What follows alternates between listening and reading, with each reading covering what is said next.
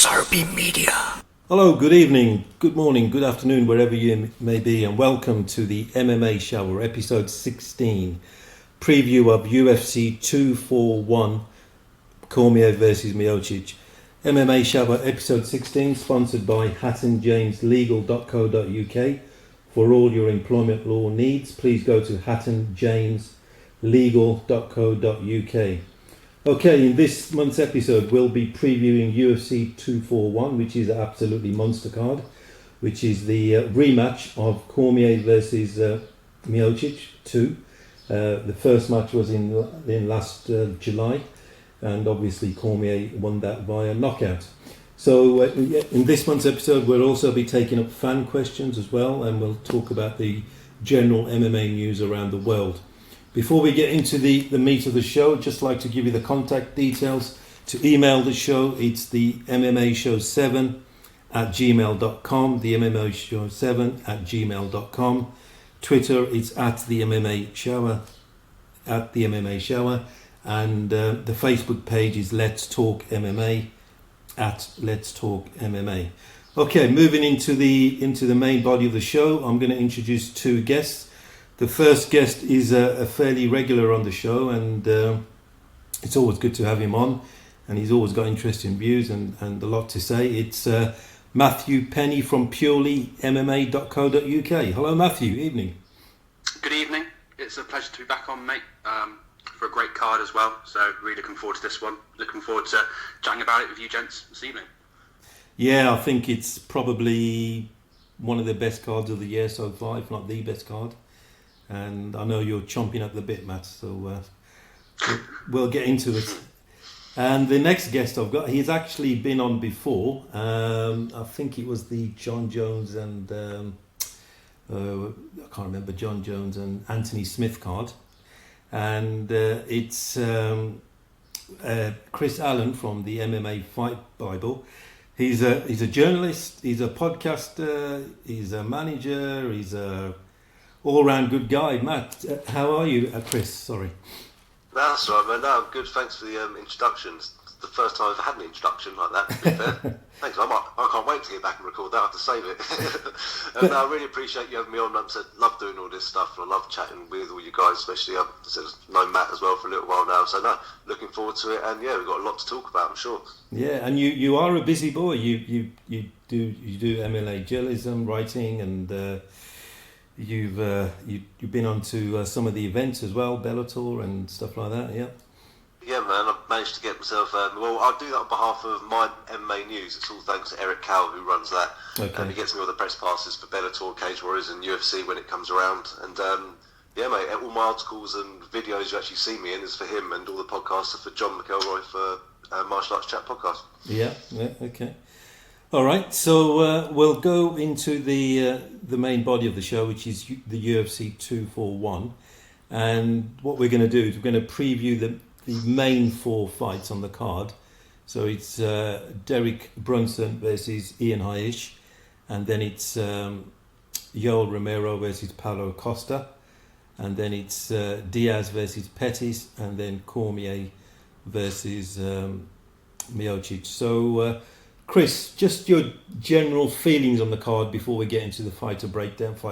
So, give us your thoughts on the card, please. This is definitely one of the more stacked cards. You know, last week was stacked, but then you look at slow it down on the main cards. Obviously, they were good fighters and stuff, but you know, it wasn't so as exciting as some people may want. But this one, definitely people can be tuning to this one. Like we've got Daniel Cormier getting in the cage. It's going to bring fans, and of course Nate Diaz. Nate Diaz has come back to the card, and this is probably going to have the most views it's had all year since his last McGregor card. So really good card, really great to see Nate Diaz back. It's nice to see Stipe, actually coming back and fight. Did wait a long time, but I'm really looking forward to see the outcome of that, because I'm sure we're talking it a bit more. But I feel like he was doing all right before he got knocked out. Yeah. And yeah, even on the undercard, we've got people like, Devontae Smith, who's coming through. He's like terrorising at the moment, especially on Dana White's Contender Series. Rafael Sanzo, so no, I think it's a really, really good card, and there's a lot of good up and comers coming through. Yeah, that's a really good point on the undercard. There's some very good fights as well. That just shows you the the depth of the card. Matthew, just your general thoughts on the card itself, please. Strong card, but I think my breath is almost held until Diaz actually steps into the cage. I just can't believe that he is actually going to be there and perform and do everything.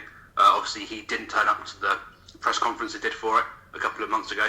So I know it's a couple of months ago, but it's just unbelievable that he's actually back and he's going to fight. So my breath is held. But if he turns up and sort of every other performer turns up and gives it 100%, it has the potential to be the best card of the whole year. Yeah, I agree. Okay, moving on to the fight breakdown then, Matt, staying with you. Give us your view on Brunson versus Heinisch. So Heinisch came from the Contender Series, I think, with a pretty good KO. That's how he earned his contract. Since then he's fought twice, which is impressive, but they were both decisions. So a lot of people from the Contender Series, they have to perform really well to get contracts, and then they step in against proper opposition and their performances aren't as impressive. Obviously a big hitter as well with Derek Brunson, who is happy to hit with everybody, happy to stand up, happy to strike with everybody, but that sort of leads to his record where he's knocked out a lot of people but also been knocked out by most of them as well. So I think this is a nice little fight for Heinisch, who hasn't got a huge record of 13-1 against Brunson. Should be a win for Heinisch, I think. Brunson's a kind of a guy who is just sort of a guy who fights all the up-and-comers and is thrown in whenever he's needed, but I don't think he'll ever be a proper title contender going forward. So Heinisch should be a win here. And he looks good, if he can get a nice KO, that would be nice, because then that will almost prove himself for his contract from the Contender Series. So looking forward to it. Should be a heavy hitting and could be a quick first fight on the card. Okay, excellent. Chris, your view, please. Well, similar to Matt, to be honest with you. Derek Brunson, as you know, I agree with him. It's interesting how Matt said that. He just gets chucked in whenever he's sort of needed, and when he has come up against big opposition, like in his last 3 fights, he finally beat Elias Theodorou last fight just about. But then the 2 fights before that were against Jacare and Israel Adesanya. Like, don't get me wrong, those two are like serious contenders, but it's again when it comes to stepping up to the big name, all of a sudden it doesn't work. Like, I remember though, he did knock out Lyoto Machida at one point, which is obviously which is one thing in his record. But then he's losing to all the Whittaker and Anderson Silva, the bigger names. So I think for Heinisch, he's got a very good opportunity here. He is a favourite as well to win this, and I think unfortunately Brunson's going to get shut down in this fight. And I hate to say it, 'cause I like Brunson, but it's the new breed coming through him. Yeah, I think I've got similar views to both of you guys. Ian Heinisch got an interesting story. I think he was in prison, and then he came out and looks like he's straightened himself out. And like Matt said, he's gone on a good run from Contender Series. He's got a few knockouts and he's got I think a few submissions, but also a number of decisions as well. Brunson reminds me of Edson Barboza. He gets to a certain level and then he loses to the guys either just above him or just below him, and he just can't get over that hump. And he's probably more of a gatekeeper status now, where Dana wants to test an up-and-comer and he gives someone fairly experienced fighter like Brunson. But I think 2 years ago, maybe 3 years ago, before Whittaker and Romero and Adesanya, destroyed him, Brunson was considered a bit of a contender. Yeah, it was at a 5-fight win streak. I'm just looking exactly. I'm an absolute memory god. Yeah. 5-fight win streak. Yeah, man. Yeah, so he had that contender aura about him, but then he got destroyed by the big boys and lost that aura. So I'm going to give it to Heinisch. I think Brunson's motivation is obviously, he's probably making decent money. It's still a career for him, and he can still maybe get another 4 or 5 fights at a decent paycheck. But people like the younger generation, they're obviously, if they got any decent skill, they're probably initially eyeing contendership and then obviously being a champion. So I always, as Matt knows, I always like to get a prediction from guests. Me and Matt normally keep score. Chris, what's your prediction for this one, please? Heinisch by decision. Sorry to be boring, No, being no. unanimous. Yeah, I reckon Brunson will still hang in there. He'll hold on, but I reckon he'll just get picked apart and he'll lose on points. You don't think Brunson's been knocked out too many times? Suspect chin, maybe, or? Yeah, well, if I'm a betting man, so the odds would be better on me to say it's a decision. That's why I think I'll go with that. Fair enough. Okay. Thinking like a betting man. No, I do. Honestly, we all expect people to go in there and just knock people out and stuff like that. And don't get me wrong, it does happen, but nowadays these fighters are getting more and more technical and they're getting more aware. Been knocked out, he's not going to be committing so much, so we'll have to wait and see. Okay. Matt, your prediction, please. Heinisch, knockout, round 1. Oh, you're not a betting man then? Oh, no, I am. That's why I okay. said round 1. I might put a fiver on it. I like to put a round on it to make it worth the fiver. Yeah. And you call yourself a betting man? Right, 500 then, mate. Oh, not that bad. Jeez, doesn't add it. But yeah, I mean, I would go for a knockout from Heinisch. I don't know about round 1, but I would. I just think Brunson's probably taken too much punishment, and Heinisch looks pretty powerful to me. Yeah. And he's got a bit of a knockout record. I think 4 or 5, maybe. I don't know. I'm not looking at a stat screen, and but he's got a bit of a knockout record, so it could happen. But I think we've all gone for Heinisch on that one. A win in the win column. Okay, moving on to the next fight. I think it's third in line in terms of order. It's two absolute beasts, Romero versus Costa. They both could easily be light heavyweights. Especially Romero, how he makes middleweight, I still don't know. I've got my suspicions. But yeah, just about. Yeah, he had those two last year, wasn't it? With Rockhold and Whittaker. But the Rockhold one, was it the Whittaker one, was literally 1/4 of an ounce? I think me and Matt spoke about this before. Yeah, I think it was. And that's what stopped him from getting the title, wasn't it? Was yeah, that Rockhold? you can't be 1 ounce over the official weight for a title fight. For a normal fight, I think you got a leeway of £2 or £1 non-title fight, but for a title fight, you got to be bang on. And so they're absolute beasts, physical specimens, and you can have your own opinion on how they're that type of physical specimen, but that's another show altogether. So Matt, your breakdown of this fight, please. This is the battle of the steroids, isn't it? Come on, to be honest. I was trying to be nice, but Matt just goes straight in there. Go on, Matt. Yeah. To be honest, well, I'm not going to say it to his face, and I'm not going to have the chance to say it to his face, so I might as well say it on here. Obviously, I just don't know how Romero makes weight. Obviously, he hasn't made it the past 2 fights. We did talk about it, his last one, because he was 0.2 over, and I was kind of saying, well, it's less than 1/4. I mean, come on, like you could let him off, surely, just because, but whatever. I think Costa's probably going to win. Romero is obviously a beast and has had a couple of chances at the title, lost them. So I think it's Costa's time to come forward, and I think this is Costa's probably his biggest challenge. So it'll be impressive to see how he copes. His record speaks for itself. I think all but one of his wins have been by knockout. No losses yet.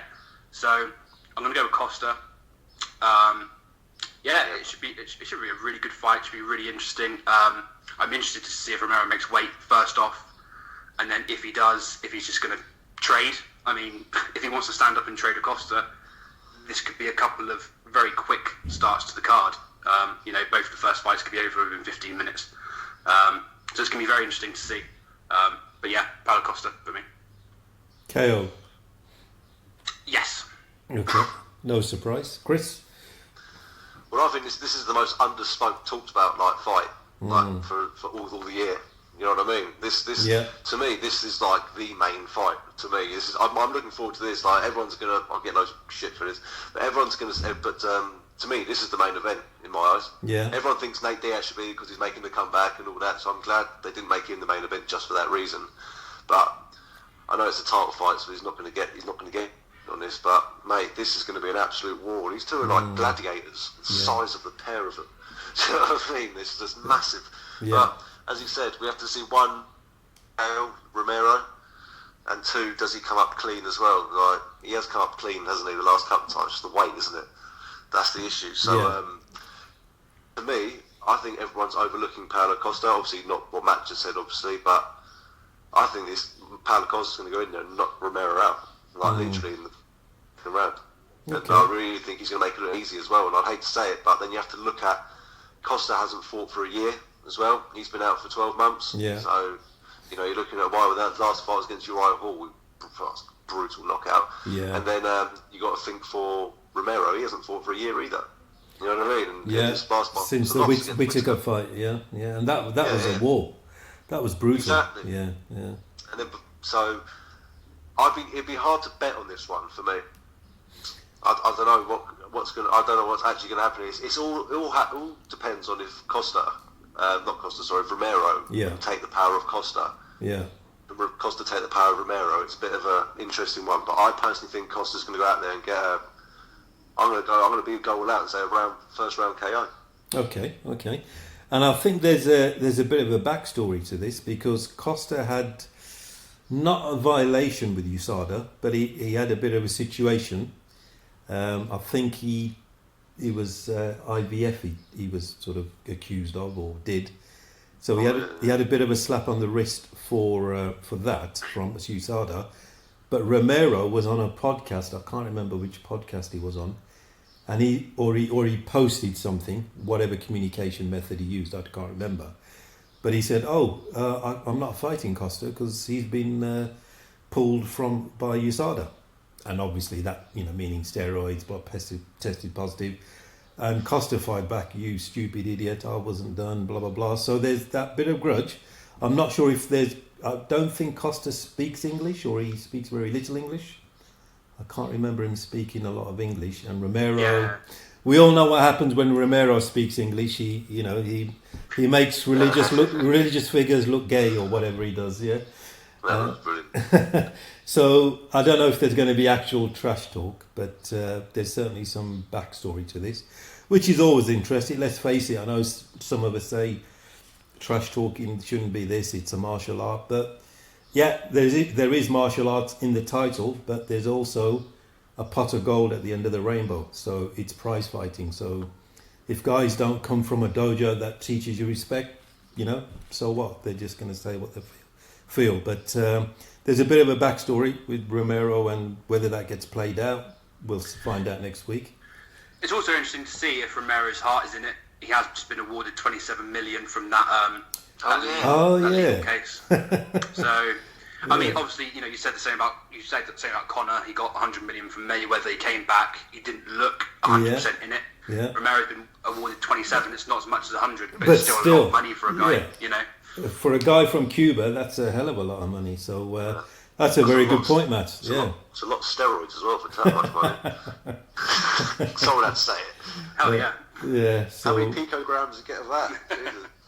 Olympic size, 10 Olympic size swimming pools or whatever.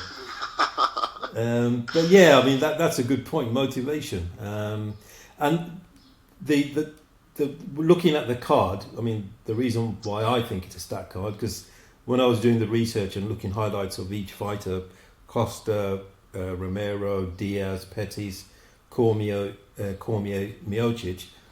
If I look at 5 minutes highlights of one fighter, I think he's going to win. Then I look at the other fighters' highlights, and then I think he's going to win. I think it's 50-50 on all the main three fights, the big fights anyway. But I think Romero's saving grace with Costa, depends how he uses it, will be his wrestling. He's Olympic silver medalist in Sydney 2000. I think he lost to a Russian. I remember that match. And so if he utilises wrestling, holding down, ground and pound like he destroyed Machida, destroyed Weidman with a flying knee. I think I'm going to go Romero. I think he'll utilise his wrestling. But I think he could be a ground and pound. Costa, I don't think he's been tested on the floor. But he's Brazilian though, he must be legit jiu-jitsu. But I'm just assuming, I shouldn't stereotype. He probably is, but there's different levels, and when there's a 200-pound beast beating the hell out of you. He's a black belt. Yeah, yeah. So Machida was a black belt as well, and Yeah. It doesn't mean much when a 200-pound guy is just lying on top of you. That's it. beating Black your belt in brains jiu-jitsu, out. BJJ, but a white belt in MMA jiu-jitsu and still be better. Yeah, You know? It's been yeah. proven many times, hasn't it? Yeah, Yeah. absolutely. Okay, so I think Chris and Matt, you've gone for Costa KO. I don't know now, because now you said about the wrestling, I didn't think about that. But you know, I mean, Romero must be one of the best caliber wrestlers in terms of pure wrestling, the sport. I don't think that obviously Henry Cejudo is a gold medalist, so he trumps that from a pure wrestling sport perspective. Ben Askren and Cormier, they're Olympic wrestlers, but I don't think they got a medal. I'm pretty sure they didn't actually get a medal at the Olympics.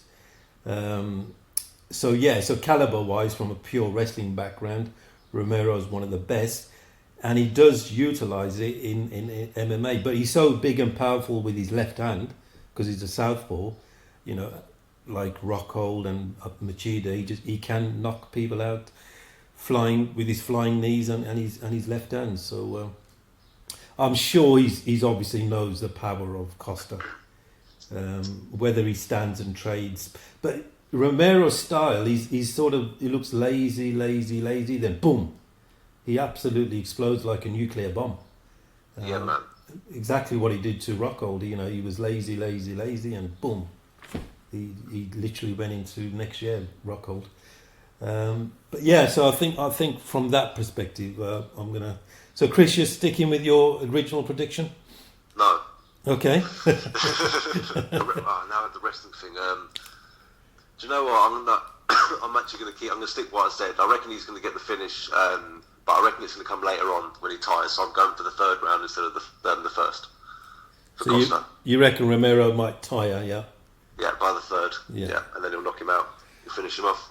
Yeah, I mean that's a good point. You know, if he's struggling to make weight, which he has been in the last few fights, how will that impact his coming into fight night and impact his cardio?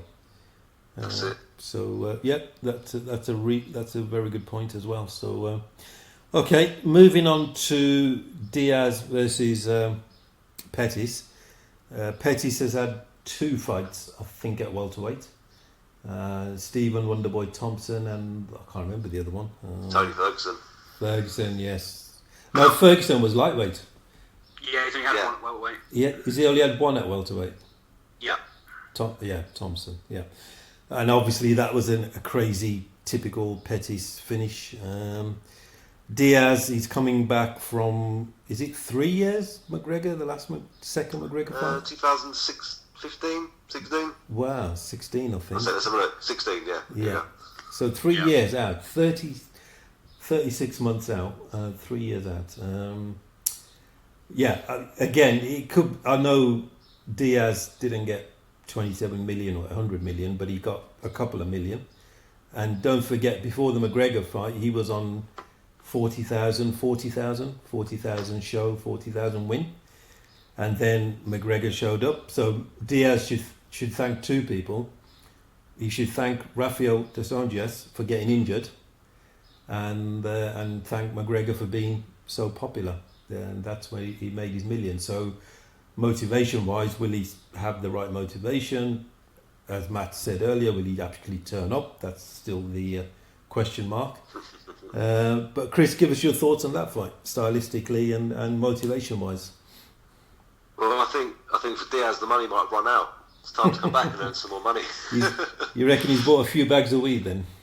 Just a few. I actually read somewhere that him and his brother were making their own strain of cannabis and promoting it in California. I don't know. They're always up to mad stuff. Those two. I remember when Nate won McGregor, he had a gold UFC glove and he turned it into a bong. I was like, and you put that on Instagram. I was like, brilliant. Do you know what I mean? So it just tells you about Nate, But hey, fair play to him. He's living the lifestyle, whatever.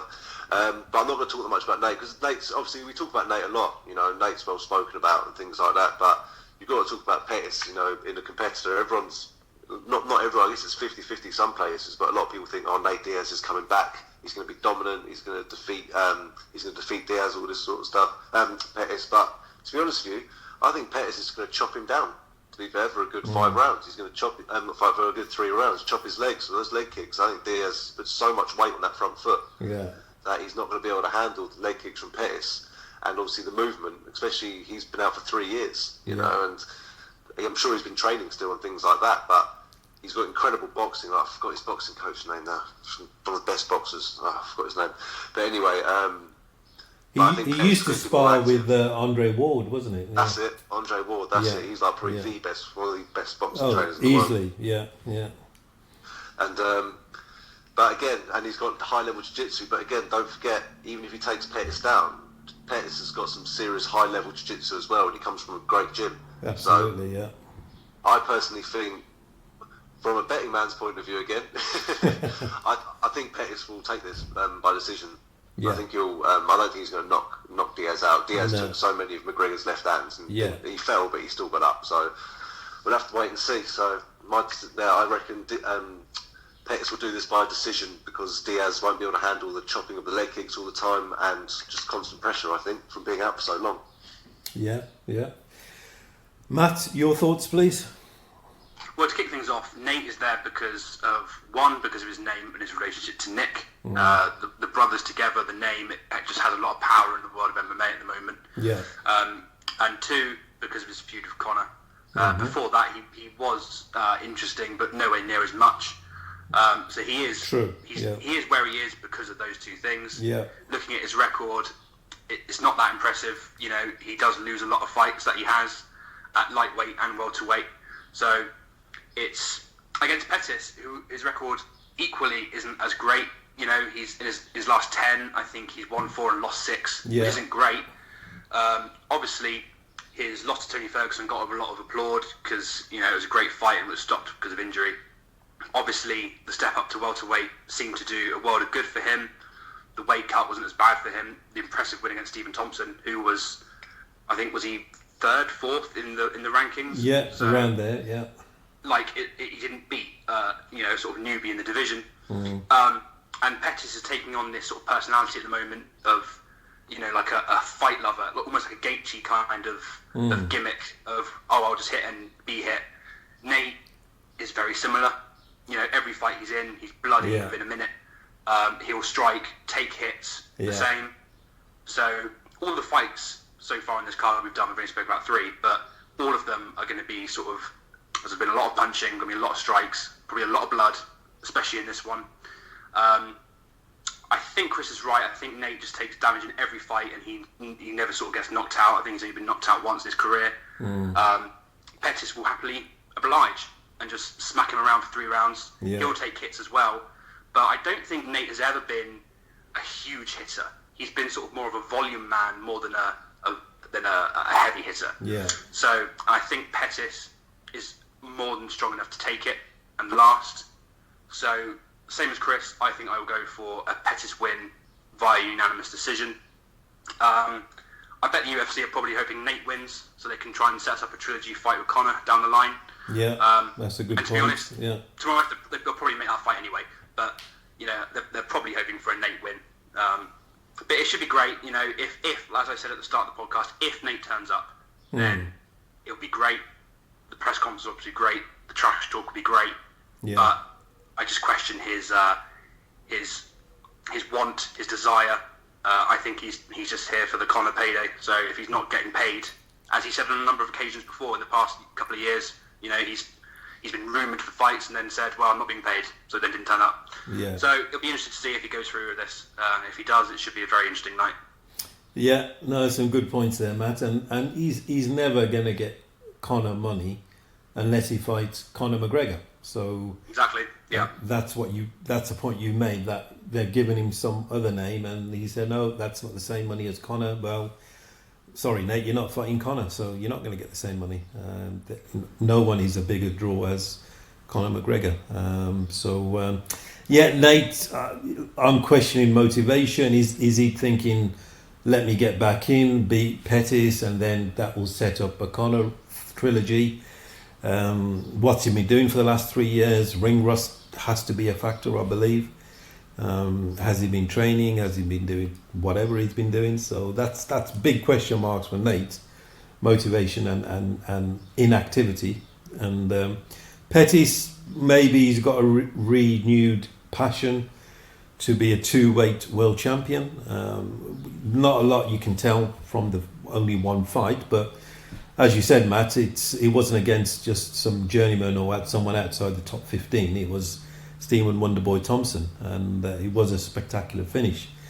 And in terms of knocking out Nate Diaz, I think there's a handful of fighters have this aura, and you know it's a reality as well that you just can't knock them out really with punches. The Diaz brothers, famously, Cormier, he got hit, you know, with a big few punches from Anthony Johnson for the light heavyweight title, and he bounced back up.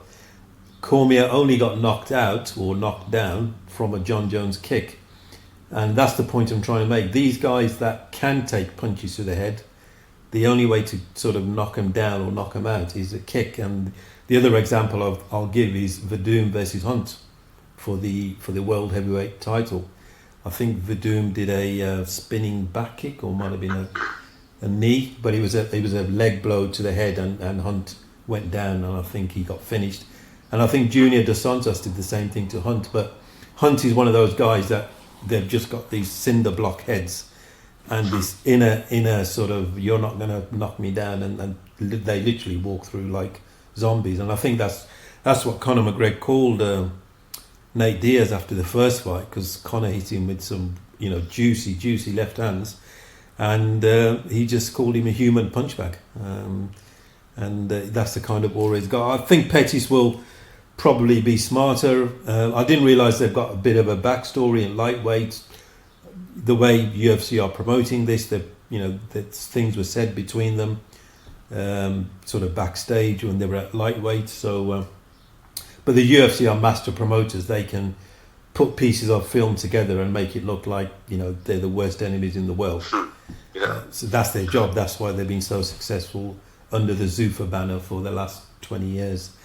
Pettis obviously more skillful, blah blah blah, and I think I'm going to go for a kick, Pettis special kick to KO Nate Diaz. There you go. I'm sticking my neck out there. That's clever. Well, I'll tell you what, though, he's got a fair point, because I was looking here, you know, Pettis has had, 200 grand from his last fight of the night, so it's going to be a good fight. You know what I mean? So he's had 4 in a row, and he's had one decision win in his last 6 years, something like that, which was like Jim Miller. So he finishes fights. So got a point, man. It could be a good shout. Yeah. So one way or another, it looks like there's going to be a finish to the fight. Yeah, based on past history. So I hope Pettis does get a run of the title. When he won the lightweight title against Benson Henderson, which he did with an armbar from the bottom, and he also submitted Gilbert Melendez for a title defence, which I don't think anyone has submitted Gilbert Melendez, not many times anyway. So his jiu-jitsu is you know, way up there, legit as well. So if he does go underground, you know, it's not necessarily over. So I hope Pettis. I believe he's one of those gifted fighters, but he probably lost his way when he won the lightweight championship. For whatever reason, he lost his way, or motivation maybe, took his eye off the ball. But for me, he's definitely a gifted fighter, and I hope he does make a run at the welterweight title. And I think the welterweight division at the moment is probably the division with the most buzz. You know, you got Covington, you got Kamaru Usman, you got Woodley still in there, you got Wonderboy there, you got Masvidal, you got Askren. Man, stacked. Leon Edwards, can't forget Edwards. Absolutely, Leon Edwards, 8-0. Champion. Absolutely, yeah. He's got a very good shout, and I think he's won 8 in a row. I'm pretty sure he has. Yeah, man, he's ranked number 4 now. Yeah, and Leon Edwards is from Birmingham, from my hometown. So shout out to Leon Edwards. So yeah, man, Team Renegade. Though. Yeah, absolutely. Come out, Team Renegade, man. Yeah. So Woodley is still there as well. But what I found funny is he did an interview with Ariel Helwani the other day, and he was referred to as the actor Tyron Woodley. So, what? The actor. He's done films, hasn't he? Oh God. Not the rapper. He does a bit of rapping as well, I believe. Yeah, he released an album, but he also said he's going off to train with GSP for a comeback. So Yeah, TriStar, yeah.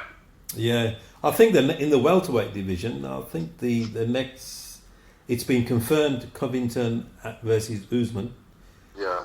Has to be. for the title. I think that Dana said that in an interview yesterday. It's got Has to to be Masvidal Edwards. It's got to be. Yeah, why would you not make that as the co-main event? Because Masvidal doesn't want it.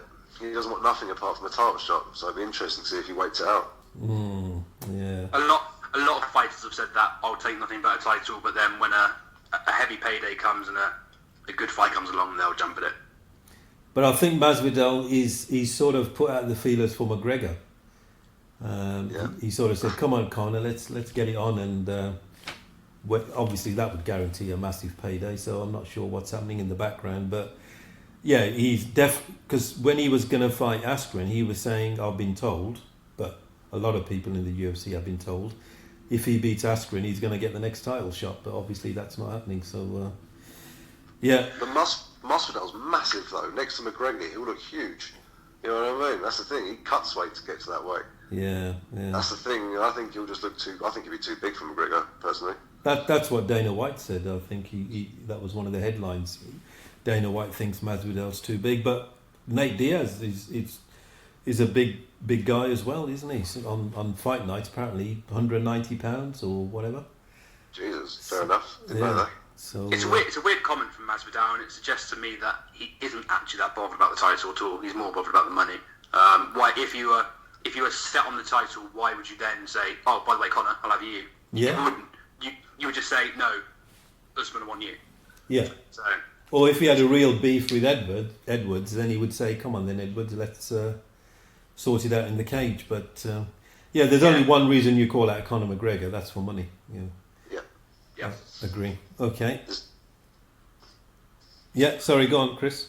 I was going to say, there's no point Conor coming back to fight Khabib, but that's a story for another day. Do you know what I mean? He's not going to come back and fight him. If he does, he's stupid. But yeah, I don't see him coming back for anything but a Diaz trilogy fight or something like that.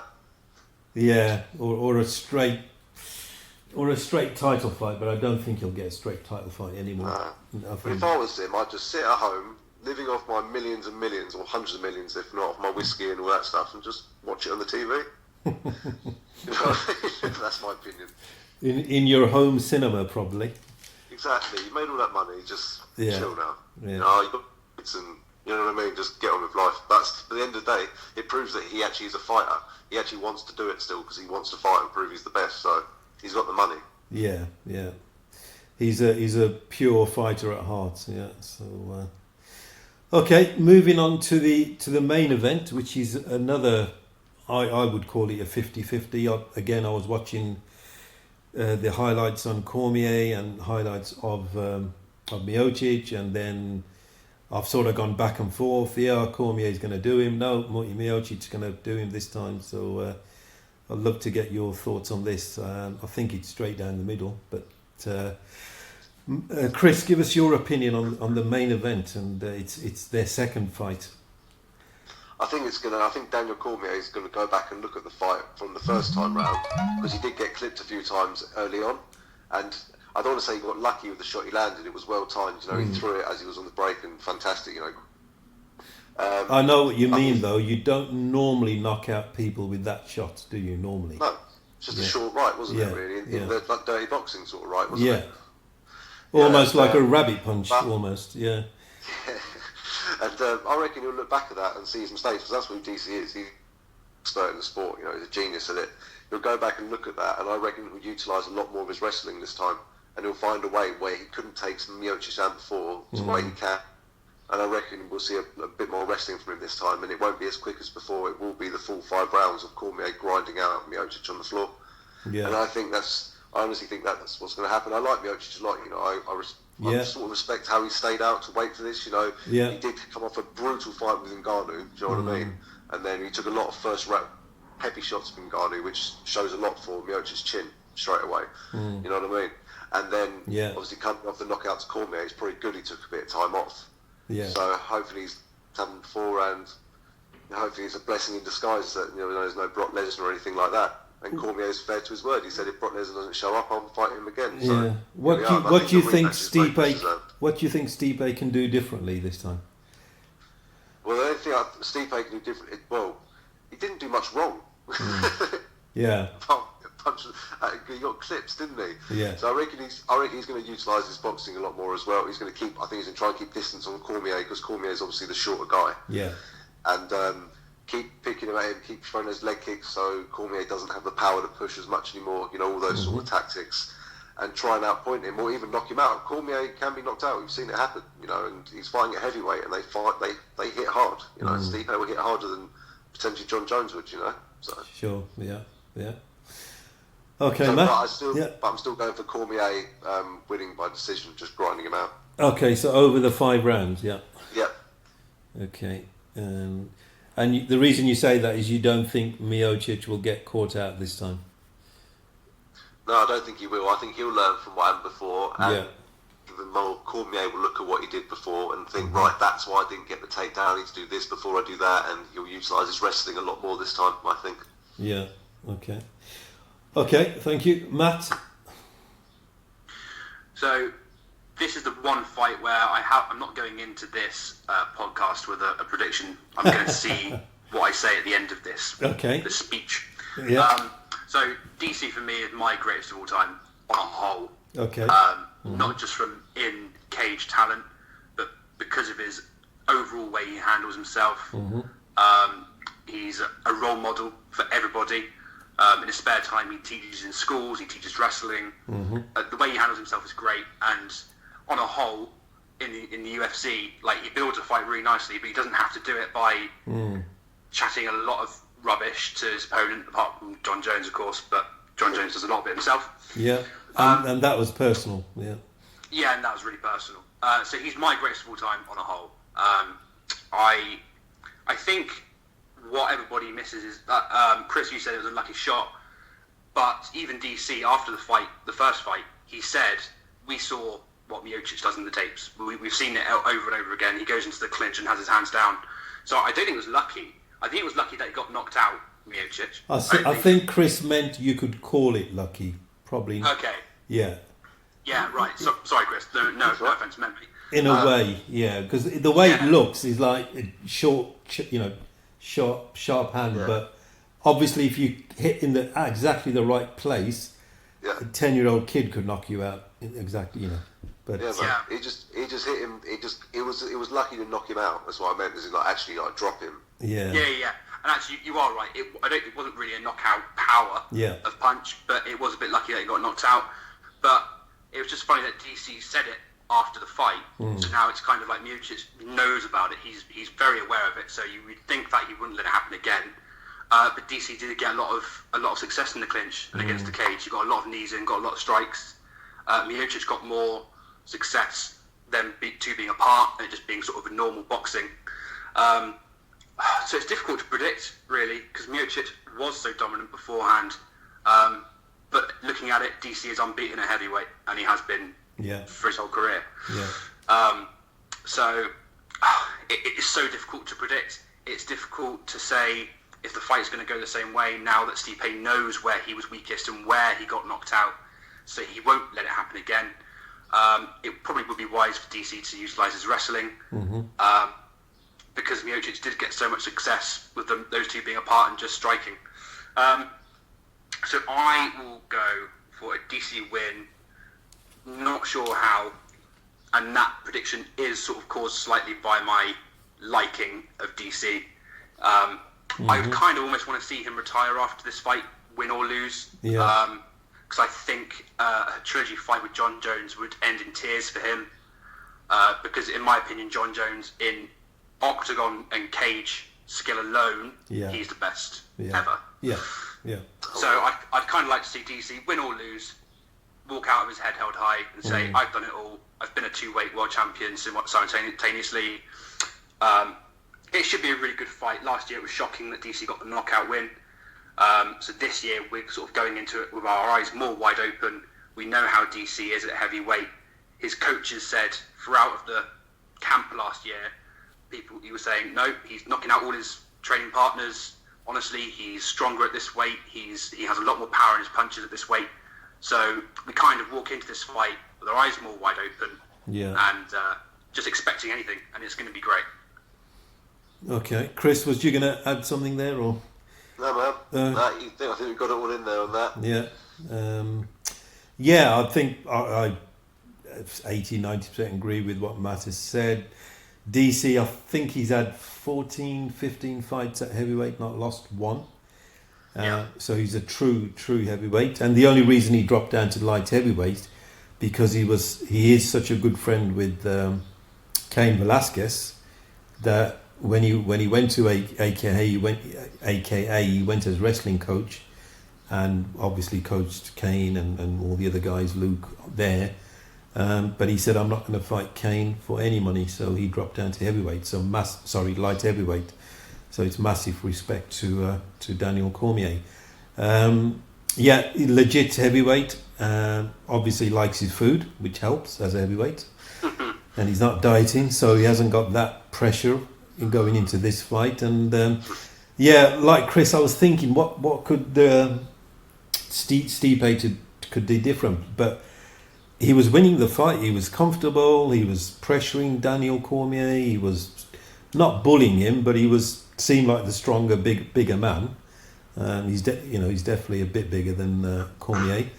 The only thing there's going to be doubt in Stipe's mind when he goes into that clinch, whether he initiates the clinch or whether Daniel gets him in a clinch. Either way, he's going to be in a clinch, so he's going to be obviously in the back of his mind. That will bring out in that split second to the forefront of his mind. Shit, I got knocked out last year in this position. So whether he'll panic, I don't think Stipe's wrestling is good enough to really do any real damage to Cormier on the ground, or to sort of place any doubts on should Cormier punch with full power and go all out for it.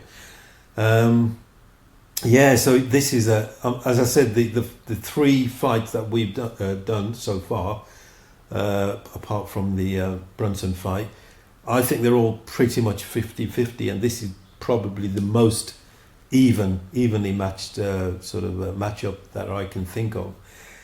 Prediction wise, I was changing every time I looked at each stat or each sort of highlights, but I'm going to go for Stipe. I think Daniel Cormier he has got retirement on his mind. He's openly said it. Is he 39 or 40 now? He's 40, I think.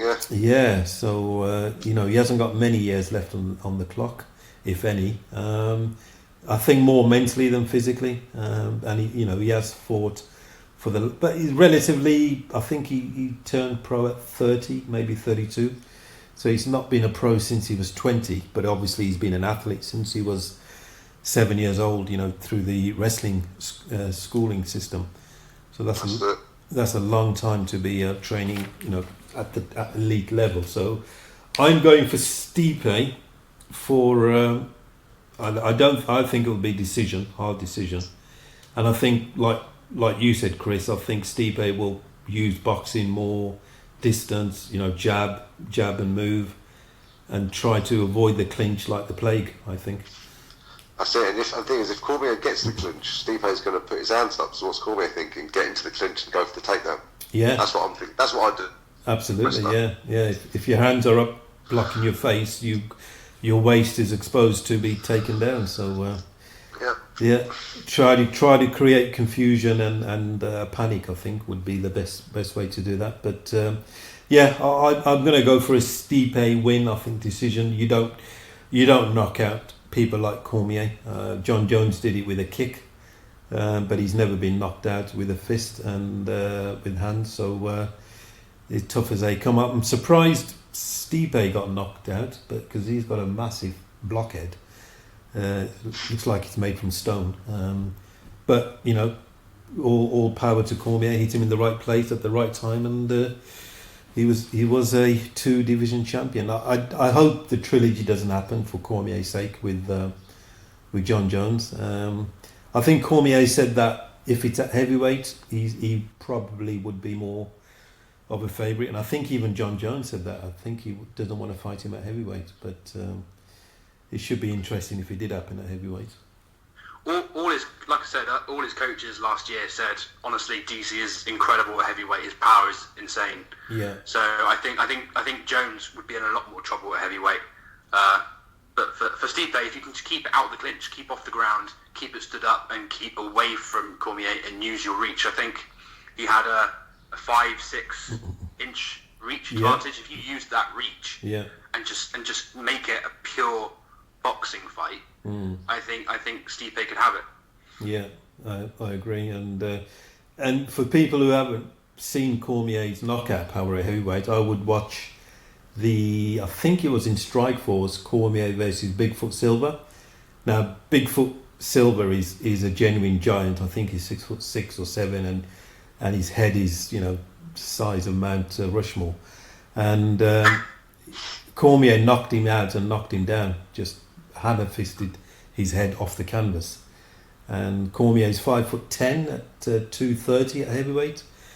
And Bigfoot Silva must be 6'6" or 6'7" at 260, 270 pounds. So yeah, Daniel Cormier's power is unbelievable. And he was a Strikeforce champion as well. He beat Josh Barnett in the Strikeforce tournament. So I'm going for Stipe, but I think this is one of the best cards, if not the best card so far. And the other good news for the British and Irish listeners in UK and Ireland is it's free on BT Sport. Well, free with an asterisk. It's if you pay your subscription to BT Sport. But it's not pay-per-view, which the last card was John Jones and Thiago Santos, sorry. Yeah. So I'm not sure what your thoughts are on the pay-per-view that beat the stunt that BT Sport pulled last time. Are you in favour or? I could see why they did it. The card was impressive, and I think people love to react in this generation.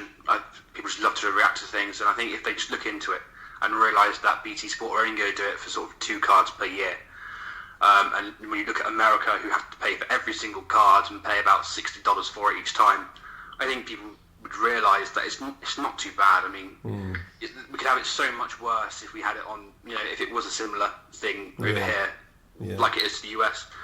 So I just think people love to react to it, and everybody last month was saying, "Oh no, I've cancelled. Here's my screenshot. I've cancelled BT Sport. They're gonna struggle." Well, yeah, there was a boycott movement online, wasn't there? Yeah, there's a boycott movement, and they've cancelled, and now they're going to miss out on this great card. So they're muppets at the end of the day. Do you know what I mean? Look, at the end of the day, we weren't happy that he went pay-per-view. Away with it for long enough. Do you know what I mean? Yeah. Long enough, we got away with it. They're not putting all of them on pay-per-view. Yeah. You know what I mean? They've announced that they're going to put the Khabib Yeah. on pay-per-view. I can get that. Yeah. You know what I mean? Because it's Khabib. People are going to watch that because of the McGregor thing again. Thanks Khabib and thank McGregor for that again. You know what I mean? Yeah. So yeah, mate. At the end of the day, I'm not going to lie. I first of all said I didn't think I was going to cancel BT Sport, but I was like, no, I'm not paying for it. I'm going to stream it. I'll find it somewhere. I know. And then do you know what I did? I paid for it. Exactly. Yeah. Because I thought, and do you know what? I'm glad I did because it was the best 20 quid I spent in a long time. Yeah, absolutely. Yeah, in HD, you're not going to be struggling to find a stream if it goes down and stuff. You're going to have it in HD on your TV and chilled. It's all good. And I can record it and watch it the next morning because it's like in the middle of the night. Yeah, exactly. I think my only gripe with it is I think it's a bit weird that the other card they've picked for box office is the next card, so UFC 242, the one in Abu Dhabi. Khabib, and the card is weak. It is, It's because of Khabib. That's all it is. Yeah, but it's almost like the one fight, the headline. Yeah. Yeah, so you literally are paying 20 quid for one fight for that card. How many people do that in the UK? They pay like 30 for quid boxing. to watch just the Joshua fight or just watch Fury. Yeah, exactly. Boxing does not have a card in depth. You don't even know the co-main event or the third fight. Or if we were doing a boxing podcast, we would struggle to talk about the co-main event. Exactly. Yeah. We would just talk about Joshua versus Ruiz or Deontay Wilder or whatever, and that's it.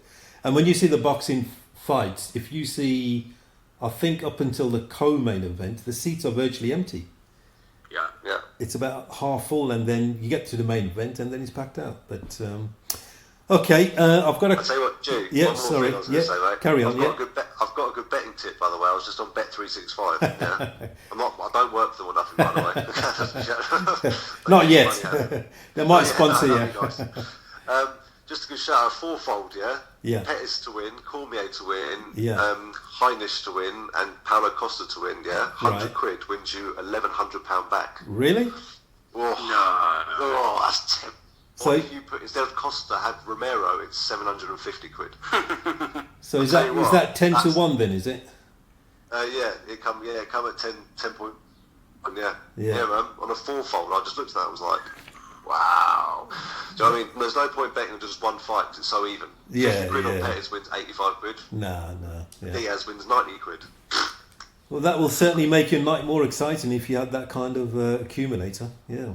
Yeah, but I'm saying I put 100 quid in it. I blatantly put on. Do you know what I mean? But I mean, I think that's just a good tip. 20 quid still wins you 230 quid. So. Well, that's not bad, is it? I might make that a fivefold and chuck Khabib on that as well. Ah, yeah. Well, it'll go from 230 to 231. Yeah, good point. Yeah, odds on. Yeah. Okay. Thank you for that tipster tip. And no, it's cool. So moving on to got a few minutes for fan questions, if you guys are okay with that. Yeah, man, I haven't got plenty of time. Okay. I've got a question from Christian Haas in Germany, Hass Haas.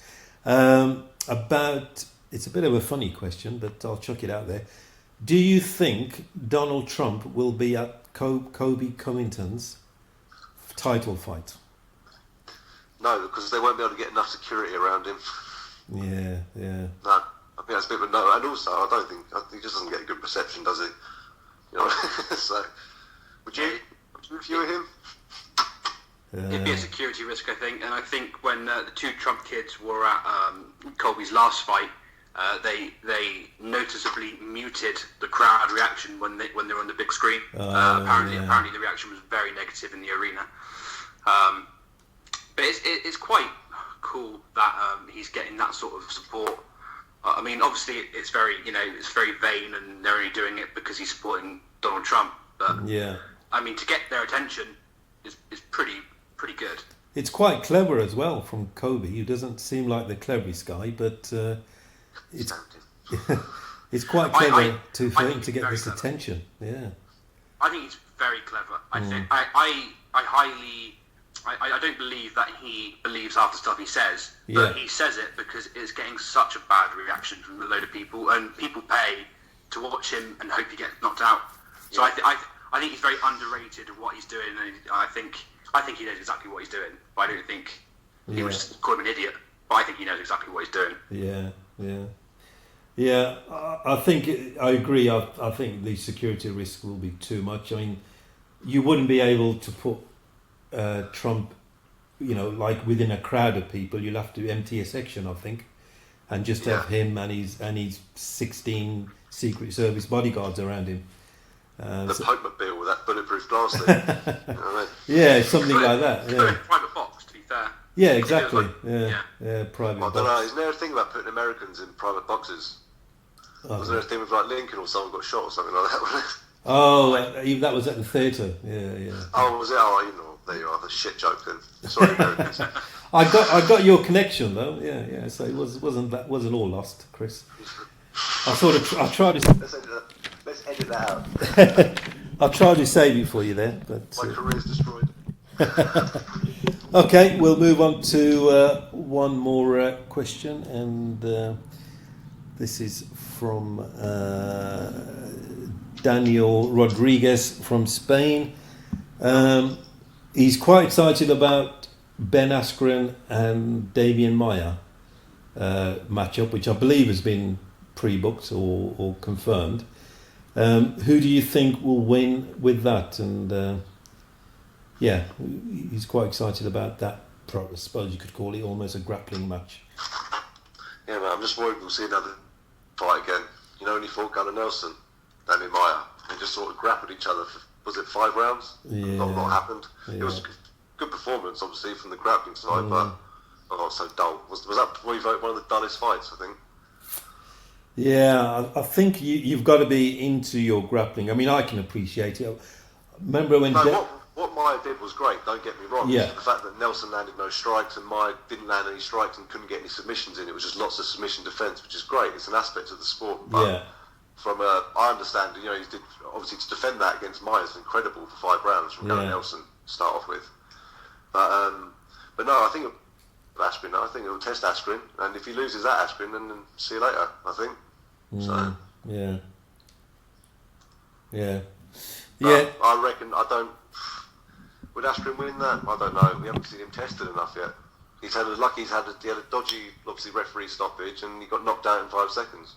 So it's hard to really make some sort of opinion on him yet. Yeah, it's not a great deal of material on him yet. Matt, what do you think? Chris literally at the end there took the words right out of my mouth. No, it's all right. It's good. I was going to say, obviously Askren, I think it would suit his style to go up against somebody, similar to him. But we don't know. We just don't know. Obviously, we know his record before UFC, but a lot of the time, people always say it. The UFC on a whole is a whole nother level of the game. So it's just tough. I think Maya would be a good fight because I think then Maya isn't going to come out and knock him out in 5 seconds. He'll at least wrestle with him. So if it does end within a round via submission and Askren loses, then you can say, well, okay, your wrestling isn't as good as for this standard. You've tried, but see you later. He's got a bit of money from it. I'm sure he's earned very well from this, and he can now say he's tried. He's been on Ariel Helwani's show a lot, and he's been very graceful. He says he doesn't. I hate the douche, Masvidal, but he knocked me out, so well done. But Yeah, man, you got to give him that. I love as well. He's got a lovely little studio going on as well at home. Have you seen that? Yeah, he does his wrestling podcasts and things like that. Oh, is that what it is? Yeah. I would listen to Askren do a podcast about MMA. Yeah. I find him quite entertaining because he's sort of respectful when he needs to be, but then he has a great knowledge about everything, and he's like Chael Sonnen. He's like the young Chael Sonnen coming through. Very, very interesting to hear. Very intelligent, but give someone shit if he needs to. Yeah, he can turn it on when he needs to do it. But I think Damian Maia comes from a pure submission background, which is jiu-jitsu.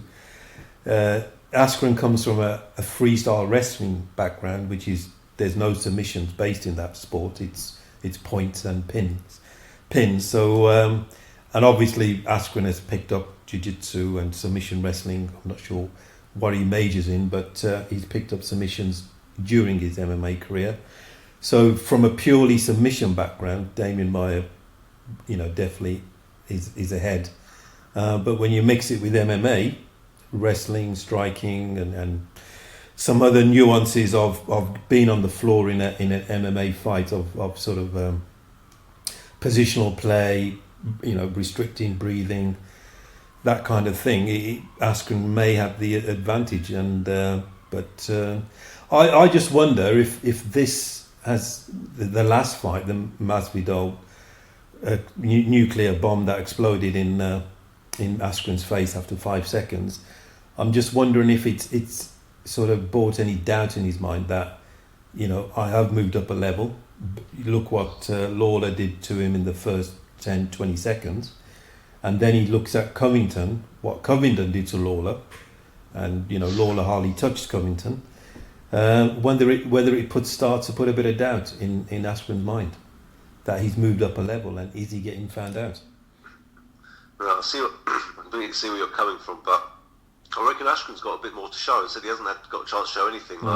I know he was dominant in one. Was it one he came from then, and in Bellator as well? Bellator and one, Bellator and one. I think his toughest test was years ago. I think he fought Douglas Lima. Yeah. And defeated him as well. But is he going to doubt him? No, he's always going to be popular because he's quite an entertaining bloke on his YouTube and his videos and stuff like that. So I reckon he's going to be around for a while. But if he doesn't win his next fight, then there are doubts on whether he's going to stay in the UFC or not, if he's going to be a bit of a one-hit wonder. Yeah. But that put doubt in anyone's mind. And but I think, as we said, in everything from him yet. So it's a bit of a, we have to wait and see. Like, he took those shots from Lauder pretty well. He did. You know, but he's taking shots. He wasn't, you know what I mean, anything dominant in that fight. Yeah. Sort of thing. And then also, it's just one of those things, like with the Masvidal fight. Masvidal did it very well. He went to the side, as he said, and then go for the takedown. But Askren shouldn't have done that straight away, obviously. Looking back, it's hindsight, obviously. But you can look at it with McGregor versus Aldo. Like, McGregor beat Aldo in 10. Imagine if you rerun that fight. That's a fight which has been rumoured as well. You know what I mean? Rumoured for the MSG main event. Yeah. Oh, right. Rumoured. Okay. Yeah. Yeah. That's been rumoured for him. So we didn't. Yeah. So I'd like to see that fight again for sure. I would. And I know. Yeah. And I'd like to see it at maybe even lightweight, because I know how Aldo can get quite big. You know? Yeah. Yeah. So it'd be interesting, that one. Yeah, that's a good point. Yeah. So. Chris just name dropped a really interesting name. When are we going to see Douglas Lima in the UFC? Oh man, he's overdue, isn't he? Yeah. He should have been there years ago, really, looking at his record. He's only 31 and his record's 31-7, for God's sake. Yeah. Bellator pay well, man. They let you sponsor yourself, they pay well. Like Masasi, he went over there on a win streak from the... Yeah. And McDonald went over in his prime as well, so... Yeah, Daly was sort of forced to, because he punched Koscheck in the face after that. But... Yeah, he sort of backed himself into a corner. But I think Lima, is he in the final of that tournament? Yeah, man. Yes. He's going to win $1 million if he wins that fight, and a title. Yeah, $1 million, not bad. Courtesy of 50 Cent. Yeah, man. That's there. Excellent. Okay, I think that concludes the podcast. It's been really entertaining speaking to you guys, and it's been really interesting to hear your views and some fantastic points made. Chris, give us your contact. I know you're doing many things. You're podcasting. You're a journalist. You're a manager as well, and you manage. Starting. I'm trying to be in the process. Okay, excellent. No, it's really good. So, give the listeners your contact details and just tell us what you're up to, please. Yep. So you can. First of all, thanks very much, G, for having me on. First of all, mate, I appreciate it. It's always nice having it. Nice to be the person being asked the questions, as opposed to asking the questions. I love it though. Don't get me wrong. I do love it. It's a bit of a different sort of feel. So on all my articles and videos, you can find on my Facebook page. It's Chris Doppo Allen. The Doppo nickname is a story for another day. Okay. Chris, just send me. Accept it. It's not a problem at all. Just follow me. I post all my stuff there.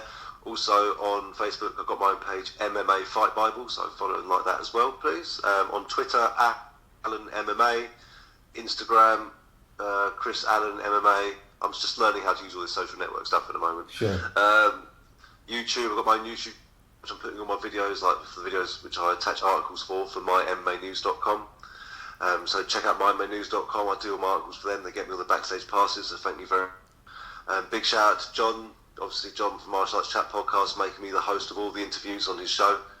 He'll be doing the roundtables going forward, so thank you very much for that opportunity. Really appreciate it. I've definitely forgotten something, but yeah, thanks very much, G. Okay. And are you going to any Bellator events coming up? Any press passes or? Well, yeah, the problem is I work shift work, so it's quite hard to get the right time off. But the next Bellator's in Dublin, so I won't be able to make it to that one. But there's some more Cage Warriors and stuff. I'm on for. Okay. In London, which I'm working for, so yeah. But no, I'm going to a local card, ECMA, soon. I've been invited to go down to that, see some up-and-coming fighters and things like that, so I'll be covering. So check out my page, I'll be posting my videos. Ah, excellent. You'll be seeing, is that amateur or professional? Both, man, and K1, stuff like that, mixture. It's like, well, yeah. As much as I love going to Bellator and Cage Warriors, these local cards in the absolutely. UK, we've got some great talent in the UK coming through, Yeah. I'm telling you. Like, I went to local cards and Jimmy Manor was walking, and people, you know what I mean? So these are the sort of people that are bringing their fighters through, you know? Absolutely, yeah. Okay, Matt, yourself, contact details, what you're up to? So you can catch me on Twitter @PurelyMMA, and we've also got a website, purelymma.co.uk. Most of the stuff goes onto the Twitter. I'm a social media guy, so I often put out discussion points, like to get a nice community together and just discussing about the local MMA issues and the national MMA issues. The website is a little bit quiet at the moment. I'm going to try and start putting articles up there again, my own articles and others as well. G, I think you've written for us a couple of times. Yeah. I'll so start got doing some that more, as well. Yeah. Yeah, so going to have some stuff coming up this year. But most of it's all on the social media at Twitter, at Purely MMA. Okay, excellent. So just to remind the listeners, they can contact the show, the MMAShow7 at gmail.com, the MMAShow7 at gmail.com. Twitter handle is at the MMAShower, at the MMAShower, and the Facebook page is at Let's Talk MMA, Let's Talk MMA. This has been the MMA Shower episode 16, preview of UFC 241, Cormier versus Miocic 2, and we're absolutely looking forward to that event. And thank you all for listening, and have a great day. Thank you. Bye. SRB Media.